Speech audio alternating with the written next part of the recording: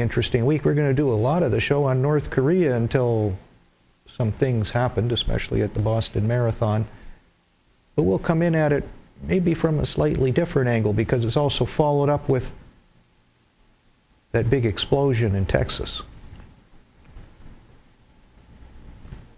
As I was researching and preparing for this show, we had a Mike Adams article here from Natural News. Civil War battle lines being drawn as Magpul, Colt, Beretta, and other gun manufacturers relocate to pro-Constitution states. This is a very, very powerful article saying that the battle for constitutional law, the preservation of the Bill of Rights, has come to the point where open conflict is a scenario that he gives off in this article. That should send shockwaves from coast to coast.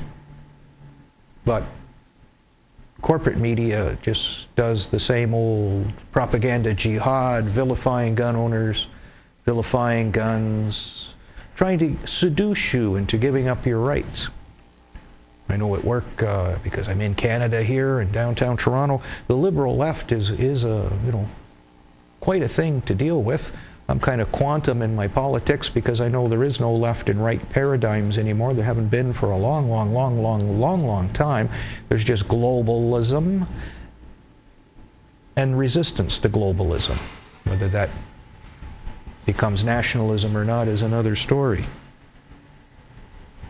So people seem agitated when the Senate didn't put forward this background check legislation that was online, and the headlines in most Toronto papers were very much pro chopping up the Bill of Rights and taking away, because it's just common sense.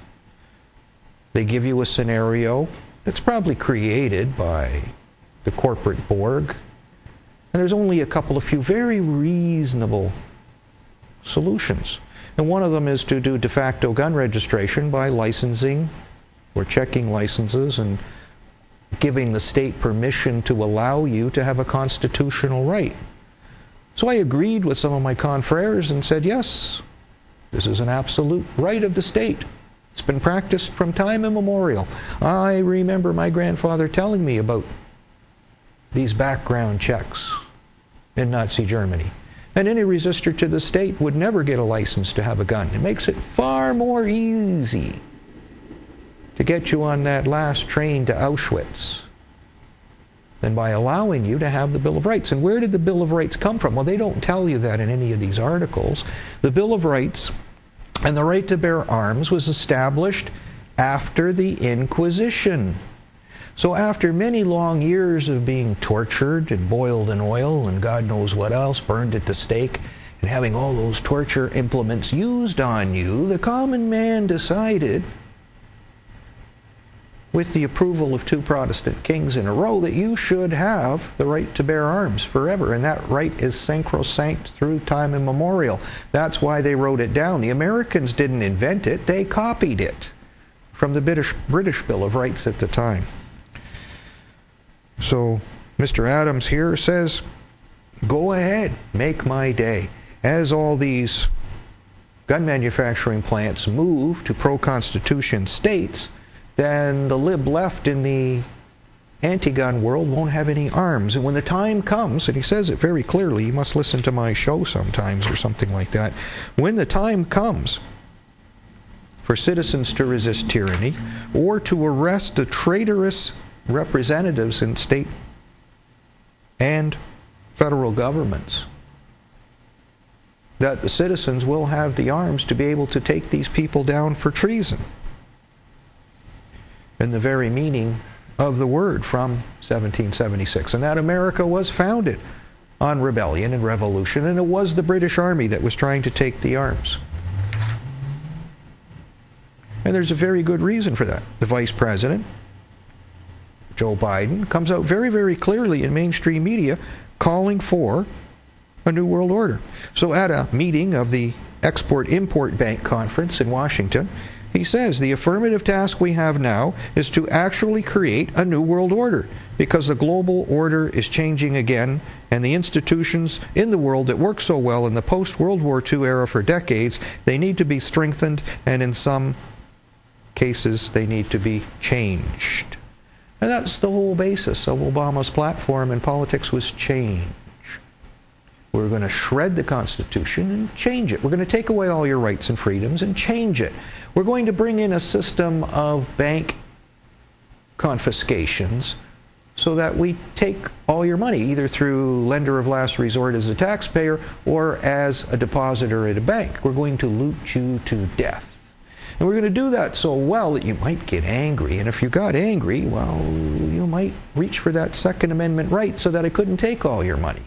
Because it's a staged process in history. It's always been that way. They take all the rights and freedoms. They prevent the common person from having arms. They take all your money. And then frequently they take you because they can. But you were seduced to say it is a very reasonable thing to do a background check. So that way the government knows my name, address, phone number, what guns I got and where they are, so they can take them first before the trains run on time to take you to that FEMA camp that's been built. But most of these people are completely ignorant of those things, and they just seem that this is a very reasonable thing to do. We're just going to have a little order, a little new world order. Something the Fuhrer would have been so proud to have. Well, he did get it. A free trade bloc from Scandinavia to the Caucasus. Then they talk about order as well. A new economic world order. And talks about the Pacific, a military buildup. The president's Asia strategy, starting to get the stranglehold on those economies so that we can have order in the Pacific countries. And that might be a lot to do with why North Korea is a little stressed out, or China masses troops and may be quite prepared to back up their communist brethren to the south in their treaties for defense. The United States is trying to have new cooperation with Singapore. But this trade deal that goes across the Pacific, the Trans-Pacific Partnership, is basically the creation of the Antichrist kingdom through trade laws. And some of our leaders may profess to be Christians, but at the same time they build the Antichrist kingdom with the European trade deal and the Pacific trade deal. The BRICS countries starting their own bank, their own equivalent to the World Bank. They're not doing very well at it because they're just not greasing the wheels with enough money or cooperating enough, but they're putting together a backup system for the World Bank and the International Monetary Fund. And usually when we have that much competing order, we have wars. And some of these wars may be manifesting themselves on the continental United States, in Boston, and perhaps in Texas. But even though they have these backup systems, they reiterate their strong commitment to the United Nations as the foremost multilateral forum entrusted with bringing about hope, peace, order, and sustainable development in the world, and acknowledge the important role that the state-owned companies have. So usually it's corporations we have to deal with, but some of these state-owned companies, if used for the proper good of the citizens, aren't all that terribly bad. In this image we have on the screen here, something that came from InfoWars. This was a writing that a child was forced to do at school, where you see they take your children in school and they brainwash them. So this little kid is told by his teacher, Cheryl Sabb, to write something in a lesson on the Constitution. And it says, I am willing to give up some of my constitutional rights in order to be safer or more secure. Yes, indeed. And then, of course, what they don't teach you, I guess, is what Benjamin Franklin said as well, to say those who give up their freedom for liberty deserve neither. And I'd have to agree with that. If you're dumb enough, it's like you're meeting the ultimate fraud man. Give me all your money. So, okay, I got my wallet here or something. Here's my wallet. Take all my money, and everything's going to be okay. Well, you're never going to see your wallet again, are you? It's going to disappear along with all your money. And then you might disappear too because you asked too many questions about where it went.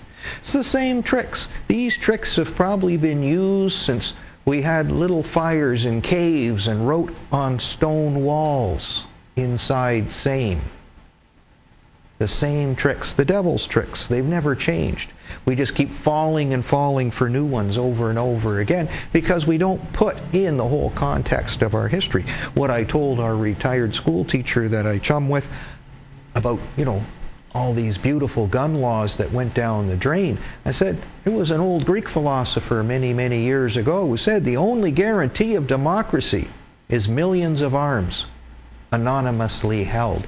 That is important as any law of the universe, because once you give up on that, you no longer will have democracy, you will have tyranny, because whatever state or organization controls the arms, if it isn't the masses, will impose tyranny on the masses. It may be democratic tyranny. The old adage of, the difference between a republic and a democracy. A democracy is 3 wolves and a sheep deciding what's for dinner. Nothing wrong with that.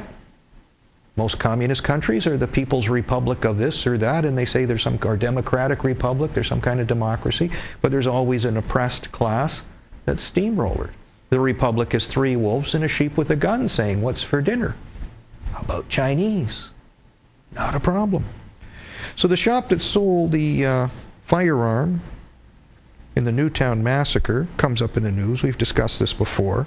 Riverview Gun Sales allegedly sold a Bushmaster rifle to Nancy Lanza years and years ago, and they have absolutely no idea how many years, and there isn't an adequate paper trail for the state, I guess, to follow.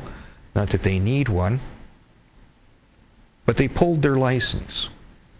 So it's just say, I sell my car. I sell it to a guy. 5 years later, he gets drunk and he runs somebody down. How is that my fault? He had a driver's license. The car was registered. It had license plates. It had insurance. How is that my fault? It's not my fault at all.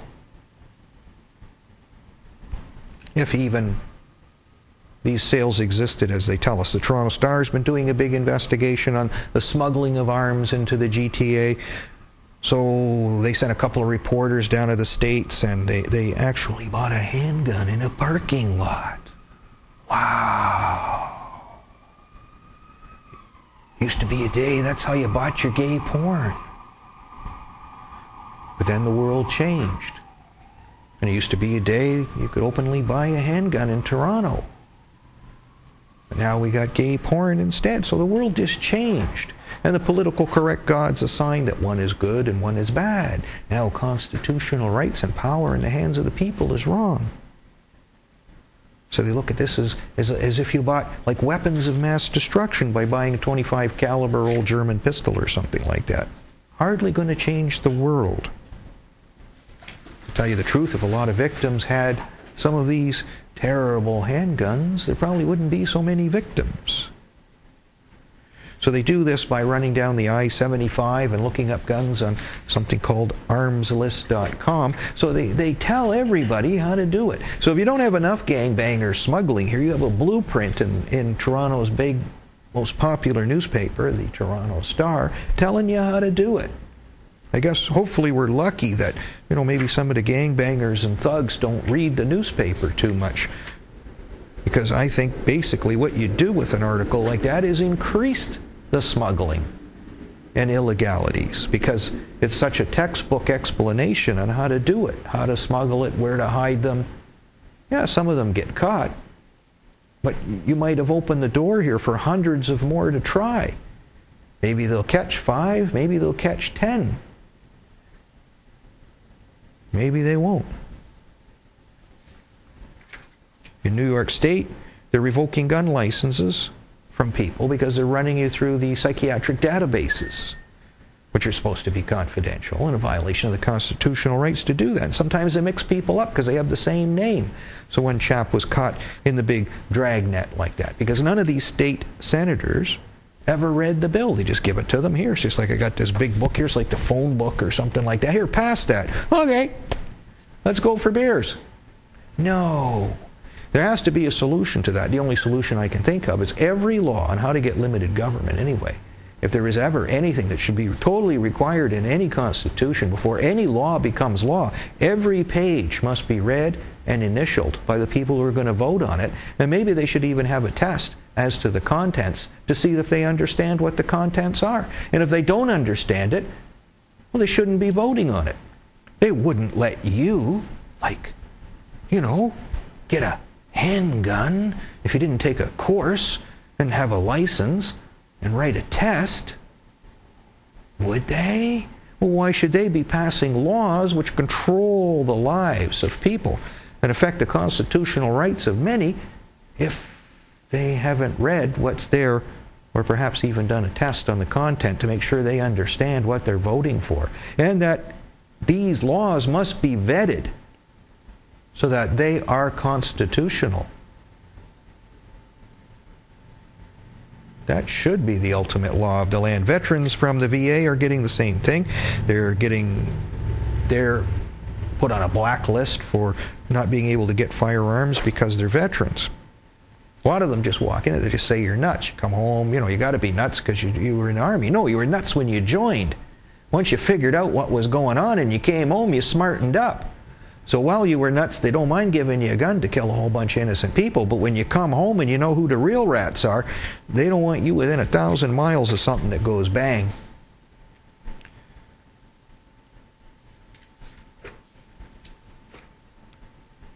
One of the downsides to attacking people with illnesses, and a lot of people have post-traumatic stress disorder. Some people have some mild mental disorders. They're in no way violent.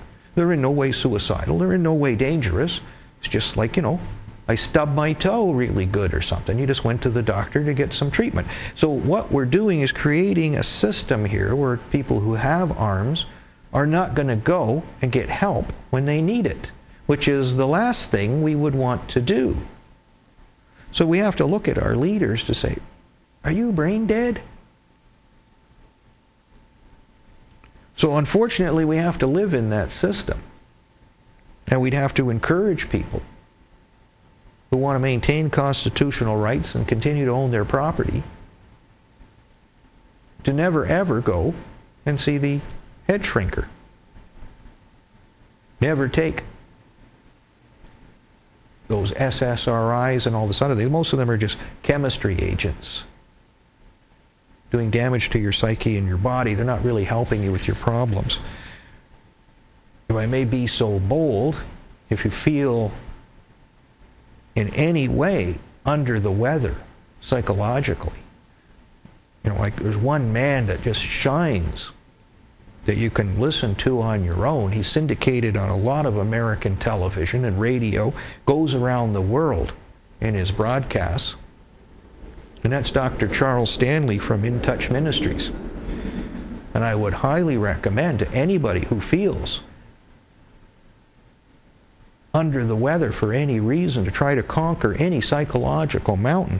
Dr. Charles Stanley has been doing this for a long, long, long, long time. There isn't anything that he hasn't covered that you can't listen to and be inspired in a Christian way and get your ducks in a row.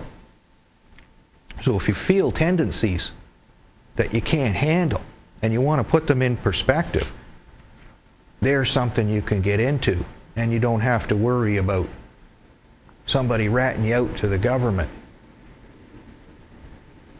In Touch Ministries is just phenomenal. Just to hear, he's really getting old too. Just to hear his voice sometimes. I can pick up American radio stations in the car. It's not that far away, and you know, when you hear his voice in the morning, it just puts you to ease to know that there is a God, that there is hope, that there is a good life, that you're loved and cared for. Your ducks are in a row. Missouri Highway Patrol gave over all their data to the feds about who has concealed carry permits. I wonder why. This today, pardon me, the other day was supposed to be a big event. This was a post-Boston bombing event where there was a Supreme Court case deciding on what rights the federal government have and should they be the supreme law enforcement authority in the United States. That Supreme Court case was supposed to go through on the 17th. The Civil War was fought in that courtroom. Nobody listened, nobody heard, nobody understood, nobody cared. We'll have to see how this case went through. Maybe it didn't. But why should we ever know? Sheriff Joe Arpaio is another fellow who just didn't get as much headlines as he should. Like the dirty dog sent him a bomb in the mail. It was picked up in another post office. A postal inspector got very, very concerned, called local authorities, and Flagstaff, Arizona police picked up this package, x-rayed it, and neutralized it. It was a bomb. He's one of the speakers, a pro-constitutional sheriff. He's someone should be in your thoughts and your prayers, because he's standing up for the Constitution in a godly fashion and being a real man instead of an ungodly fascist, which most of these other turkeys are, and just downright traitors to the whole fundamental concept of the United States. Like, if you hate your country so much, move, get out, go somewhere else. Go to the Belgian Congo or whatever it is today. Spend a weekend in Kinshasa and see how much fun it is, especially if you're unarmed. Don't think you're coming home. Just going to fertilize the good earth. Then, of course, the big story, too, post-Boston changed the story because some of the truth was coming out. Ricin letters are going out. So seemingly, some nutbar who's probably like the idiot of the week that they pick. Let's find his puss here. This chap here, Paul Kevin Curtis, he writes, all these losers all the time on a regular basis. I couldn't waste my time because they're all bought and paid for anyway. What's the sense? Just wait for the time that, there is public executions to get rid of them, and we can all go to a big stadium and watch or something like that. When the day comes we ever get our rights and freedoms and our countries back and say, stick your New World Order up your sticking New World Order ass. And you get fried with that too, You get fried with the New World Order? Yeah, maybe the electric chair. We get the electric chair back for treason. So this guy, Paul Kevin Curtis, gets nailed for this. He's probably like the loose screw of the week that they blame this on. Like, I can't see he got his own ricin somewhere, but maybe he's a chemist part-time or something like that. So or it says it's extracted from castor oil, so maybe he had a whole whack of that stuff. But I would get the feeling that it was just a false flag thing to just sow sympathy on the president and Republican Senator Roger Wicker of Mississippi. Maybe they're just warning him to say, shut the hell up. In one of the big pictures on the media, it seems like he was in some kind of conflict with Obama in January or something like that. So maybe that's one of those, we're going to teach you a lesson tricks or whatever, like the anthrax letters. But there was an event before the Boston bombing that attracted attention to me anyway, because I like to go through the world news and get the whole picture. And this one came out of Taiwan. Somebody put bombs on trains. On a train going to Taipei. They were in suitcases. Somebody found them. 600 passengers were taken off the thing. These are the bombs. I don't know how they took pictures of that, unless that's video from before they went in the plane. It's a little close if you think it's a bomb. But this train was traveling on the island of Taiwan, which is just off China. There were detonators, 5 liters of gasoline. So upon discovery, these things were left in a toilet. White smoke was coming out of them. So we started to wonder, things are going to happen here that we're going to have some incident with bombs. Now, we look at these numbers that are on the train platform. They said there were 7 bombs in Boston, and 2 blew up. Who knows? The twilight language telling us a little something. But that's okay. These people have worked on this, and we've worked on this too. Alternative media has done an excellent job picking this up. And right from the get-go, we were on this. You just know it smelled. You know, I was kind of waking up in the morning and listening to the Power Hour, and Joyce is reading my blog. And at first I was going like, I don't know what she was reading. I'm tired. You know, I want to. Those sound like words I use. I went, oh yeah, they are. Because you could tell right away this was some kind of setup job. So we got the screen there. Okay, here we are on Boylston Street, and we had a bomb go off here and a bomb go off here. You see the pictures of the explosions, especially this one here coming out of the flag. They got the bomb-sniffing dogs.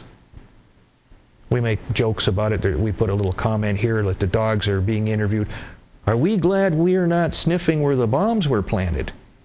So the dogs probably weren't too alarmed because maybe these devices were being handled by their own people. It's company property in a way. But there were drills going on. Got to give a lot of credit to Stephanie with the government rag for coming up with a lot of very powerful. It was like we were playing, you know, tennis back and forth. She'd send me something that opens my mind up to something, and then I send her back something, and it was just going back and forth and back and forth. One of the big ones is you got this guy here, a Canadian runner, Mike Helliger from Squamish, BC. And he says, like, when he got off the plane in Boston, this crazy lady was around talking to the athletes, telling them they're going to die.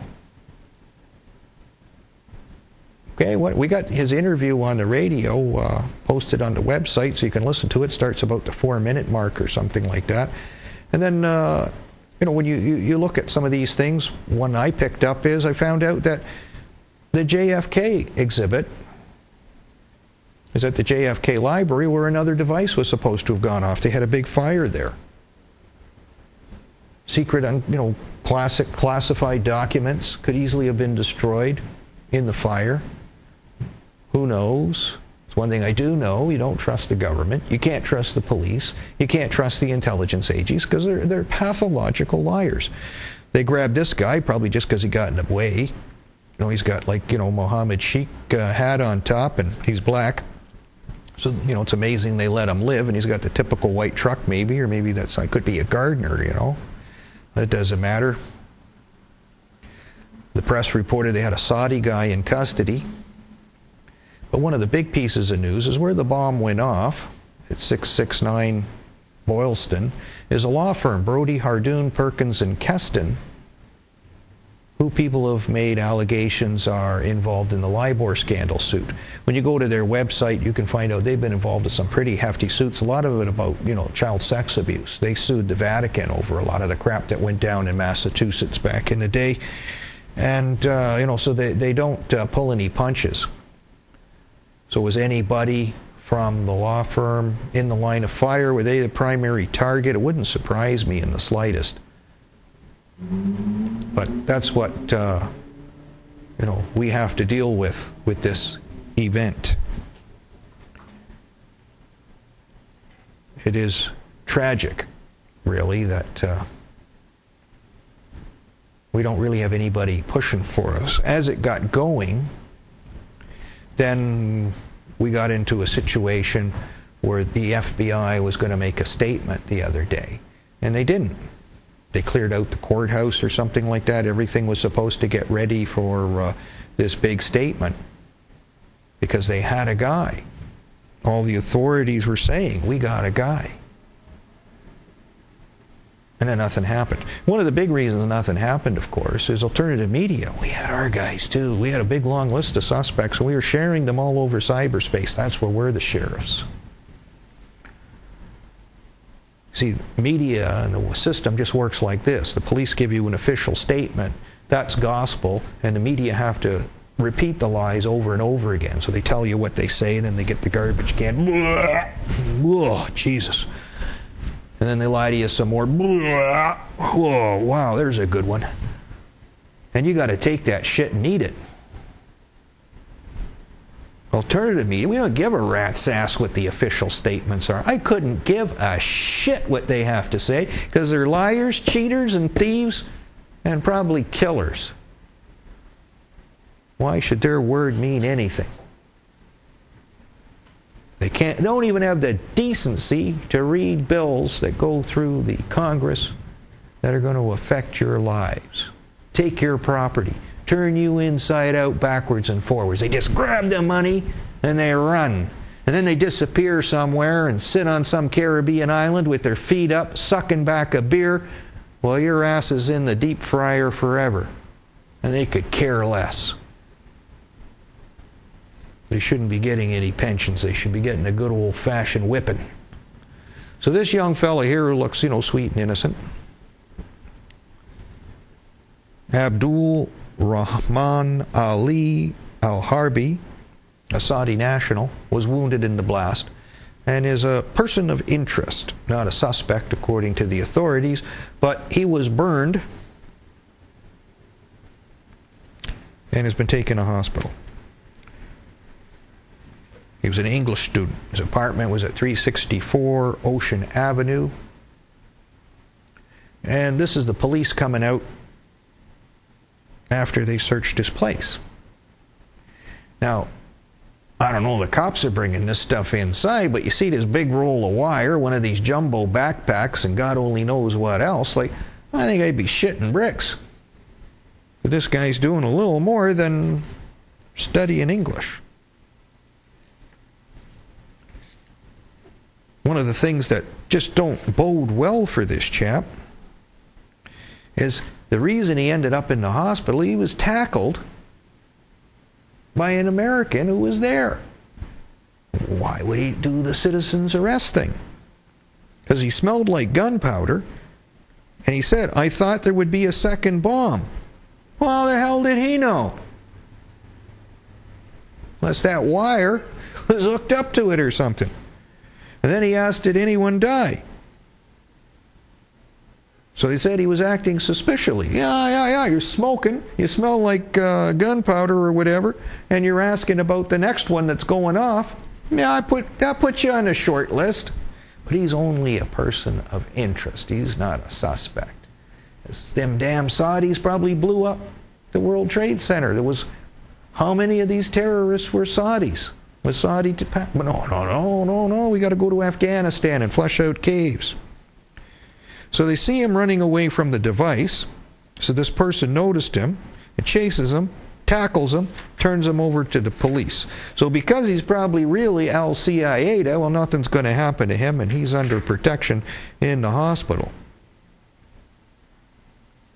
So they also say, on some of these videos, they saw a hooded man trying to get into a restricted area, that he had an accent. This individual was caught on camera before the attack carrying multiple backpacks into the area 20 minutes before the deadly blast. The University of Mobile, Alabama cross-country coach Ali Stevenson told a local TV station where he was that the police, the authorities, were making regular announcements every 15 minutes that they were doing a drill, not to be alarmed, and that this would be a live exercise drill. Who does a live exercise drill in the middle of something like this? That's something you do weeks or months ahead of time. You don't do it at the time unless you're running cover for a bigger operation. So then that's what I like about corporate media. See, I'd bring in the dog, right? Because the dog's probably honest. He could sit here, I could pet his head and give him a bone or something like that. And, at least he's a dog and one of God's creatures, and you got to like that. So the media brings in like the expert guy, right? The man in the suit. The really good shuckster lawyer. And even when you know the little bit about anything, you can just read right through this. Richard Barrett, a United Nations coordinator for the Al-Qaeda and Taliban monitoring team, suggests this is the work of a domestic extremist. He has served before in LMI5DA and LMI6DA and the British Foreign Office. That lie like shit too. Said because it was Patriot Day and the tax day, those are symbolic. Those are indicators that it was like an American citizen that should lose all his rights and freedoms and be crushed into the ground. I wouldn't believe that snake oil salesman if he told me the sky was blue. And then, of course, they changed their story later, and they said, well, there weren't 7 bombs. You know, there was only 2, and there weren't 5 more. It was all made up. They made a mistake or something. But in all the articles at the beginning, officers were said to be carrying out controlled explosions on 3 secondary devices in this article from the Daily Mail. So somebody's lying. Then that's what they always do. They're lying, cheating, manipulating bastards from beginning to end. You don't believe anything they say. You can't. And then the symbolic Satanism of the whole event. So it was Sandy Hook everywhere. See, the Satanists are big on all that kind of stuff. So what they did is they set up this like shooting gallery, just like they had at Sandy Hook. So the festivities begin with a 26-second moment of silence, one for each person killed allegedly, just before 9 a.m. for the December 14th shooting victims. 9 racers from the Newtown community are running in the marathon today to raise money. They're wearing special green t-shirts with the names of all 26 victims. Each victim has a mile of the race dedicated to their name. A specially designed marker stands for all marathoners to see just before the final dash to the finish line, with the green colors of Sandy Hook School splashed on it and the Newtown municipal seal on the bottom. So what does that tell you? They put that plaque exactly where the bombs blow up. So it's like one of our Florida listeners was talking about, you know, casualties and stuff like that. I go, well, you know, I haven't heard any cops got blown up. You think there'd be a ton of them at the finish line? They knew. And where is the finish line? Right here. 666 Boylston Street. Like, you just can't get more satanic. The mark of the beast is right on the line, right where they blow you up.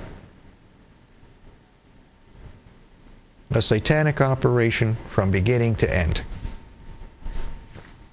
All the hallmarks, as our really smart friends like to say in the alphabet soup companies, of Al-Qaeda and the Satanists. All the hallmarks.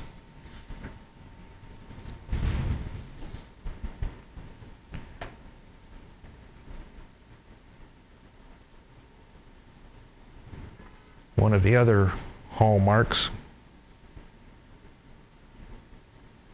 I guess we'll look at some of our details here with the bombers that were picked out.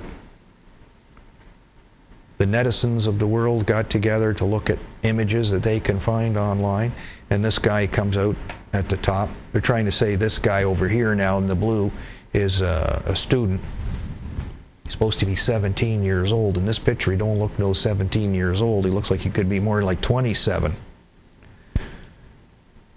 But the media is doing a dog and pony show to say he's just an innocent track student from the Boston area. Everybody knows him. He's okay. And maybe he is. I wasn't too worried about him when I saw the picture. The guy I was worried about was this guy with the big-ass backpack. Not just that he's got a big-ass backpack, but in the back of it, it had the shape and dimensions of something that could be one of these pressure cooker bombs. Then he seems to lose it when he goes through the crowd and it's not there anymore. So he left it behind. Well, that's a major red flag. Lots of red flags on the street, too. Nice close-up of his face. Fine, upstanding young man, I'm sure, but they say the guy in blue is the innocent guy. They didn't say anything about this guy.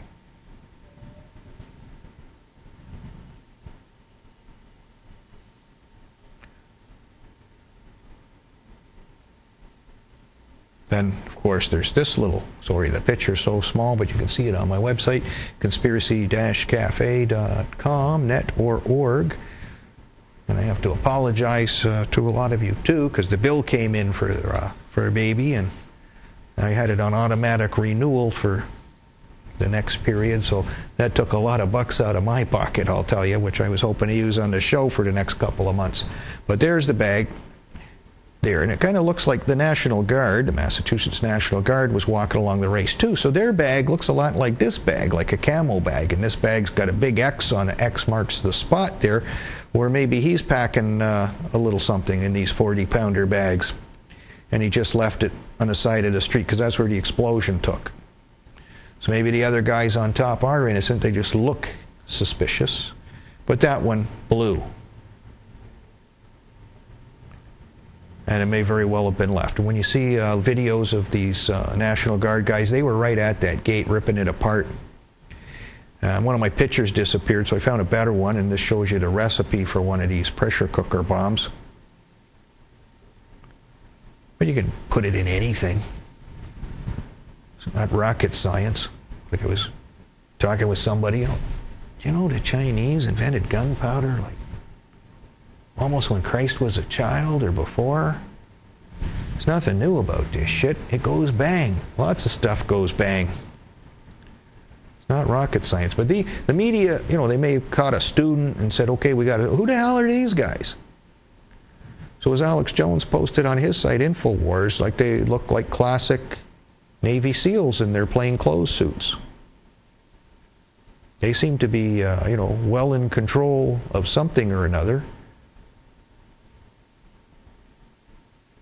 Everybody's got their earpieces watching.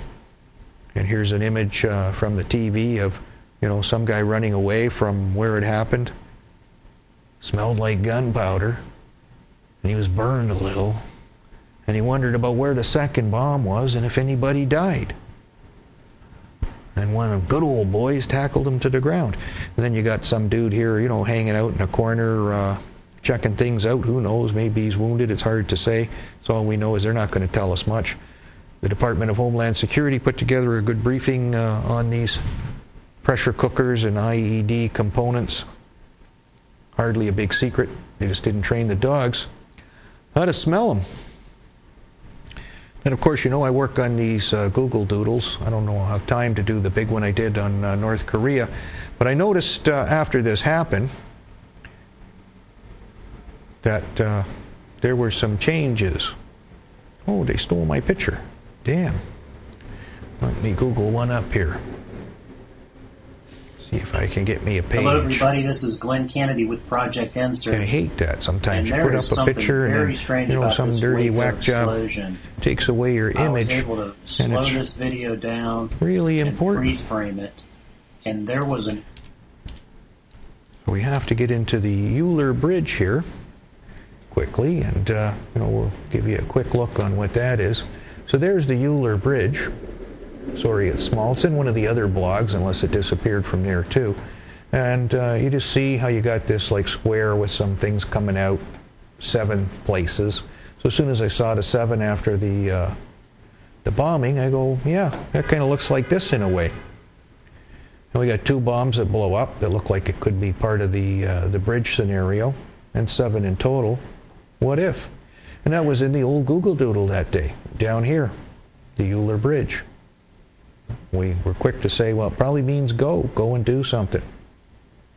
Then they have a formula up here, V minus E plus F equals 2. 2 bombs go off, and 7 bridges. So we'd wonder about the 5 bombs that don't exist.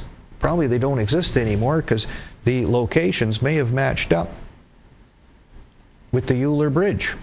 The 2 here that went off, and maybe the others around the block. Wouldn't that be interesting? Hello, everybody. This is Glenn. And that's why Kennedy they had to disappear. And then just because it's news, on the same page here we have the picture of the big blast in Texas. And Stephanie was very quick to pick out this little flash was only in 1 frame. Is that an innie or an outie? If it's an innie, it's just like a microsecond or 2 before the explosion. And it could be a missile. And that's one of those things that go to that Civil War story that Mike Adams was talking about. Hello, everybody. This is Glenn. He's bragging about, we got the guns and the ammunition manufacturers, and we got them in the pro-constitutional states. It's only one thing. A lot of that stuff is made up out of fertilizer. Gunpowder and explosives. And you don't have any more, because we blew up the plant in Texas. Because you may have the gun plants going to your place, but we still got the button for the missiles to shoot at you. But in many of these stories, they talked about these explosions beforehand. Actually, let's see here. Did I have... no, it wasn't that one. I think I had another one I wanted to show you.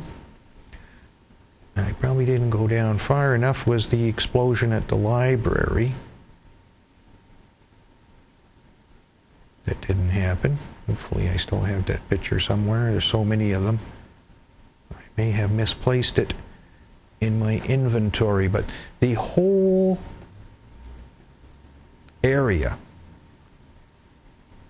around the library was a lot of damage. And some of the links, that's why, you know, things are kind of confusing and stuff like that, is they changed. That's why I always, you know, people get mad at me sometimes because I save the words and the whole spiel for people. I don't just give you the link. Because when I clicked on some of these links, here we go, here's the library. A lot of damage here at the JFK library. The history records, it's difficult to say. But when, you know, I clicked on the link, the whole story was different.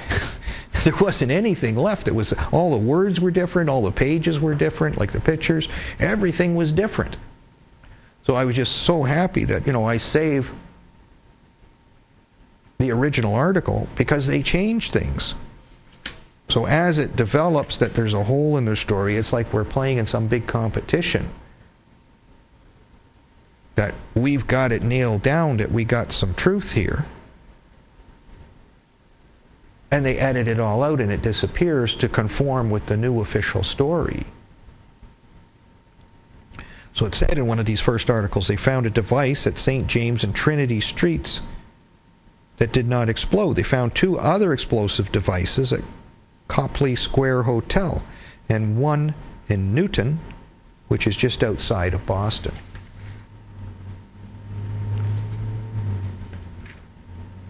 Boston Police Commissioner Ed Davis told a news conference the authorities were not certain whether the fire, possibly started by an incendiary device, was related. So they said they had an explosion and a fire, then they changed their mind, and they say they don't. But they lie all the time. So we can't believe anything they say. We can't trust them for anything. Because that's just the way the world works. It's a world of deceit. So this court case that was coming up was called United States versus Cubido. It was about a Texas soldier who got in trouble with a girl a little too young to be getting in trouble with. He was kicked out of the army, did his time, everything was forgotten. Then all of a sudden, the witch hunt started. Many, many long years after he did his time. And they said that he didn't register as a sex offender with one of these new laws. So they went after him. So the crux of the case with the Supreme Court is once you are under federal jurisdiction, you're always under federal jurisdiction, because the state of Texas had absolutely no interest to proceed with anything. It was a consensual relationship. It was technically wrong, but it wasn't what they made it out to be. So by establishing that in law, they establish that they always have control of you, and that the federal government ultimately has control of the states, which is completely and totally opposite to what should be. Then some funny things come out. One of them was somebody said that the principal of Sandy Hook Elementary School was an actress, and that she's alive, and she was interviewed in Boston at the marathon. Now, when you look at this picture, this is the exact picture. These 2 pictures are the same. They just cropped them at a different place. You can see the picture frame in the back, that she's in the same picture. It's not true. The Donna that they were talking about is this Donna here, who was a lawyer. And then the other Donna is the former principal of the school, who's now the principal of the new location, Sandy Hook School. So this is up here is just a clear fabrication and Photoshop job. That they were trying to say something that wasn't true. That's something we have to be very, very cautious about, because I think it's done on purpose by the people who perpetrate these crimes, if they are done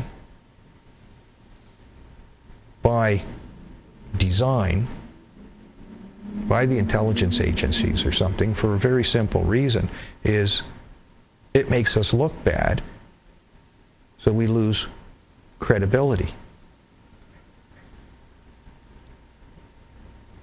So here's Stephanie's blog, the government rag. She's got all the videos posted. Mayday, did something hit the Texas Waco fertilizer plant? And maybe we'll show a short video about that.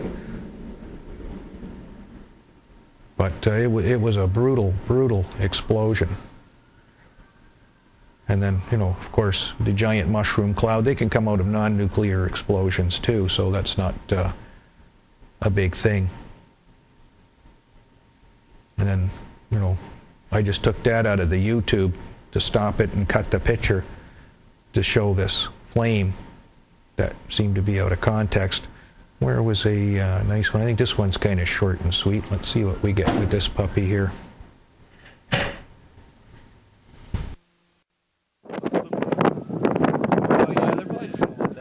I'm sure that Stop, get the fuck out of here! Okay. That hurts. Like my daddy used to say, no smoking in the dynamite shed. I think this was the one that does a little bit of an analysis. Hello everybody, this is Glenn Kennedy with Project N-Search, and there is something very strange about this Waco explosion. I was able to slow this video down and freeze frame it, and there was an incoming object that hit this plant while it was burning. Something hit this plant. I'm going to let you watch the video in regular speed first. It's incredible that this father and son, I believe it was, even survived. But then I'll come back and show you the frames. Put the wind blowing that way.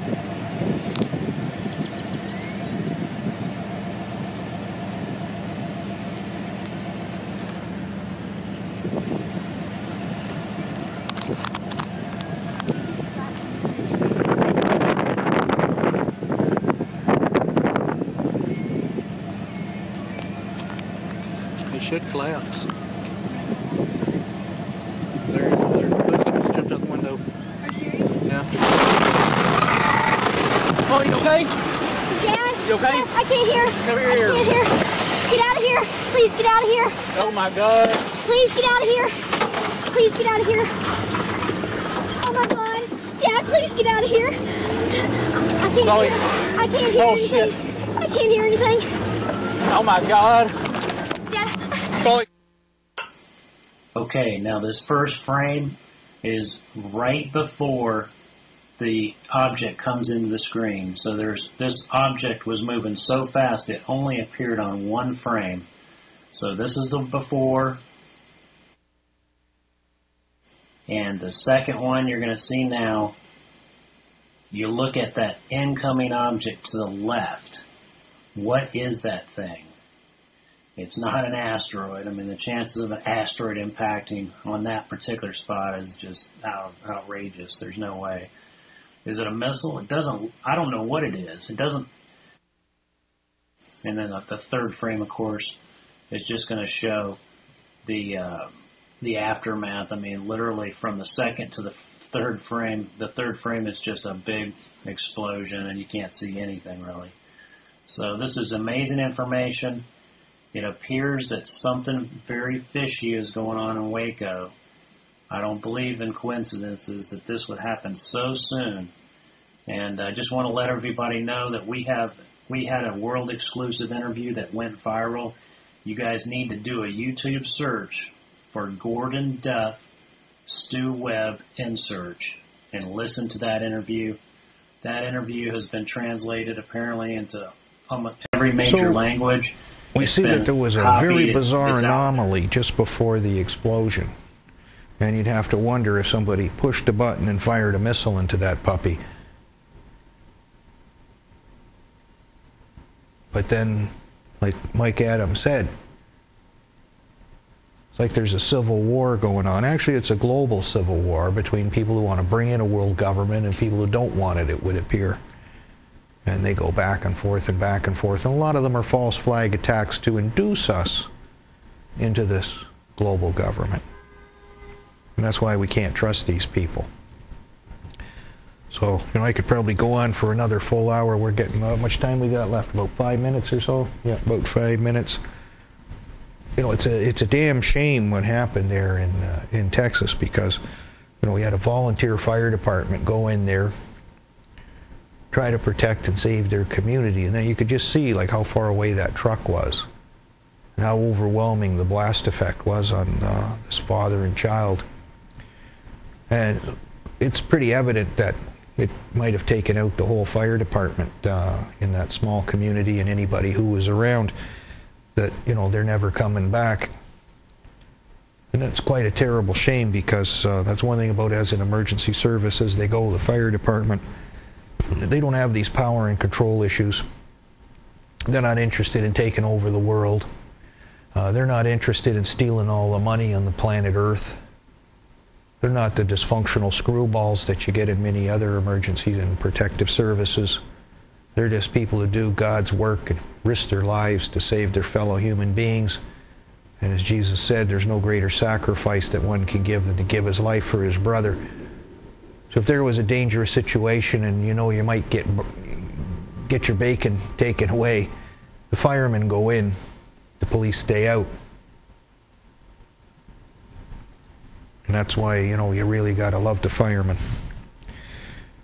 We'll do a little bit of the business news, I guess, quickly, because we're involved in something very, very drastic in the last couple of weeks. I would call it not just a downward trend, but possibly the crux of a downward spiral. We'll get into that more later in an article that I'm going to be reading about, you know, the gold and oil prices tagged together, decreasing, being a very serious sign of economic collapse. But we had the Bitcoin panic, where that dropped drastically. The gold problem, where that dropped drastically. There was a secret meeting, not necessarily a secret meeting, but a meeting they don't really tell you too much about, European Union bankers in Dublin in a castle. So they had all the EU presidency, ministers, central bank governors from the 27 member states attending in this thing, talking about, yes, it is true that they will raid private bank accounts to do bail-ins, and that they're going after the gold on Cyprus. So they said because they took this gold, or are going to take this gold on Cyprus, that this is the effect of the gold price drop, and that's not true. The Fed makes 5 times the loans on what the gold reserves on Cyprus are, trillions of dollars. This gold they have was supposed to be something like 650 million, a lot to you and me, but a drop in the bucket in the global debt monster. Because the global debt monster is they can work on shorts of 23 billion, never mind millions, in a day. So this can't affect it. InfoWars was reporting that there was a short of 500 tons, probably paper tons, in the United States through the Fed Friday, April 12th, and this is what got things going. And that's probably a whole lot more realistic, because what they're doing is intentionally trying to get this downward spiral to go. One of the things biblically that's very important is for end times, everything goes to zero. Then you know where you stand. We may not know the hour and the day, but the value of everything goes to zero in prophecy. Stockton, California, we talked about this town before, but they're bankrupt. So they went into Chapter 11 because they're a corporation and they can do that, just like a lot of other things that we think are government or corporations. The days are over. Pension plans are out the window. They're not going to pay off to their creditors. And they can't take any more from the taxpayers because you can't squeeze blood from a stone. So they're up the creek. This is the first stage. The municipal government's really going under. The next stage will be maybe some of the state governments going under, and then possibly even the United States federal government going under. Where do we go for gold? Like if we're in this downward spiral, a deflationary spiral, the numbers just change because everything becomes valued less and less than it was before, including the gold. It may still have the same purchasing power it had. The $1,600 may be the same as the $1,400, may be the same as $1,200 in purchasing power as the downward spiral continues. When you bottom out or get close to bottoming out, if there's a big crash, well then we could end up in a hyperinflationary period where it just shoots to the stars and beyond, infinity perhaps.